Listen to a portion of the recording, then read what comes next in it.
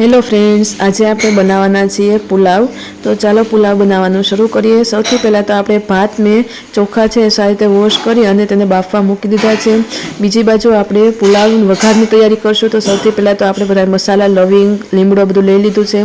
હવે આપણે એક બાઉલ મૂકી દઈશું। બાઉલની અંદર તેલ નાખી દેવાનું છે। તેલ થોડું ગરમ થાય ત્યારબાદ તેની અંદર આપણે વઘાર કરશું। રાઈ નાખી દઈશું। રાઈને સારી રીતે ફૂટવા દઈશું।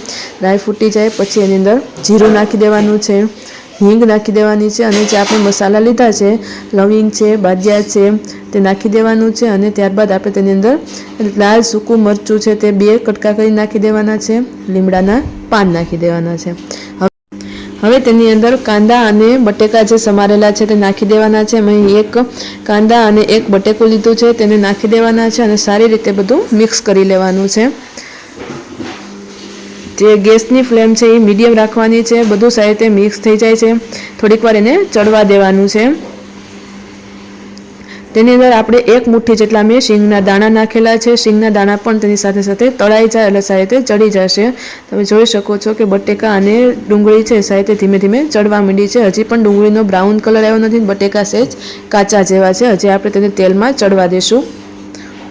થોડીક વાર આવી રીતે ધીમે ધીમે મિક્સ કરતું રહેવાનું છે। ત્યારબાદ આપણે તેની અંદર ટમેટું છે તે નાખવાનું છે। મેં અહીં એક ટમેટું લીધું છે અને સાથે મરચું લીલું મરચું છે તે કાપીને લઈ લીધું છે। જો તમારે લીલું મરચું ન નાખવું હોય તો લાલ મરચું પણ નાખી શકો છો, પણ મેં અહીં મોળું લીલું મરચું લીધું છે તે નાખી દીધું।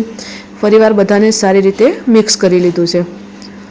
સારી રીતે મિક્સ થઈ જશે। થોડાક બટેકા કાંદા ચડી ગયા છે। હવે તેની અંદર આપણે બાફેલા વટાણા છે તે નાખી દઈશું।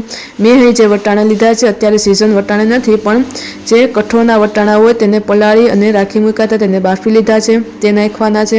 ત્યારબાદ તેની અંદર આપણે મીઠું છે હળદર બધું નાખી દેવાનું। મીઠું સ્વાદ અનુસાર નાખવાનું છે। હળદર છે 1 ચમચી જેટલી નાખવાની છે। ફરીવાર બધાને મિક્સ કરવાનું છે। હવે તેની અંદર આપણે જે ભાત બાફેલા હતા તે બાફેલા ભાત છે તે નાખી દેવાના છે। ફરીવાર બધાને મિક્સ કરવાનું છે।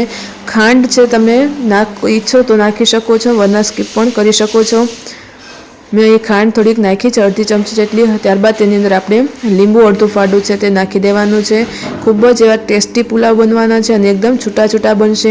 લીંબુ નાખી દીધા પછી આપણે સારી રીતે બધો મસાલો છે તે મિક્સ કરી લેશું।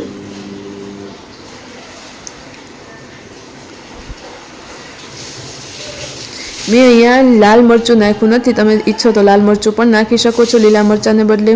त्यारबाद आपणे गैसनी फ्लेम धीमी कर नाखशुं अने तेनी अंदर गरम मसालो छे ते नाखी दईशुं। गरम मसालो नाखी बधुं सारी रीते मिक्स करी लेवानुं छे।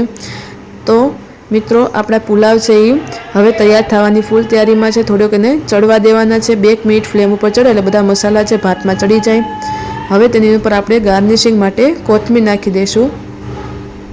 तो तैयार है आपड़ा वेजिटेबल पुलाव। हजी तमे आनी अंदर गाजर है बीजू कोईपण वेजिटेबल है नाखी शको छो। जो पसंद आवे तो लाइक शेर सब्सक्राइब।